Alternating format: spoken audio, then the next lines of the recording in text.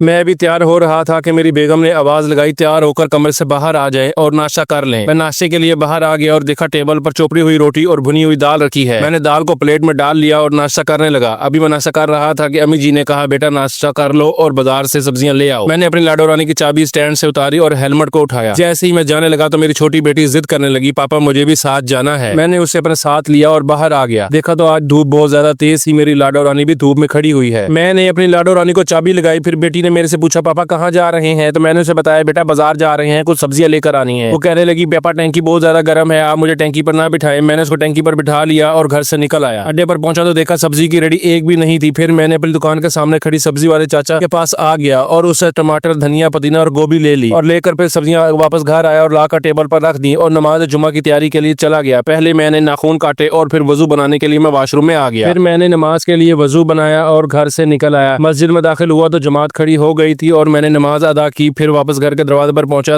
دروازہ بند تھا۔ میں نے بیل بجائی اور گیٹ کھل گیا اور میں آرام کے لیے اپنے کمرے میں آ گیا۔ تھوڑی دیر بعد میری بیٹی میرے سر میں تیل لگا رہی تھی اور مجھے کہنے لگی پاپا اٹھ جائیں اور میرے ساتھ کھیلیں۔ تو میں نے اسے پوچھا بیٹا کیا کھیلنا ہے؟ تو کہنے لگی پاپا جی میرا میک اپ کریں۔ میں نے پھر اس کا میک اپ کیا اور کھانے کا ٹائم ہو گیا۔ پھر میں کمرے سے باہر آیا تو دیکھا ٹیبل پر کھانا لگا ہوا تھا۔ میں نے سالن کا ڈبہ اٹھا کر دیکھا، کھول کر دیکھا تو اس میں آلو گوشت کا سالن تھا۔ میں نے سالن کو پلیٹ میں ڈال لیا اور روٹی کھانے لگا۔ ابھی میں نے ایک لقمہ لیا ہی تھا کہ مجھے آلو چکن کا سالن بہت پسند آیا، کیونکہ یہ سالن میری امی جی نے پکایا تھا۔ ماں کے ہاتھ کا کھانا بنا ہو اور اولاد کو پسند نہ آئے یہ ہو ہی نہیں سکتا۔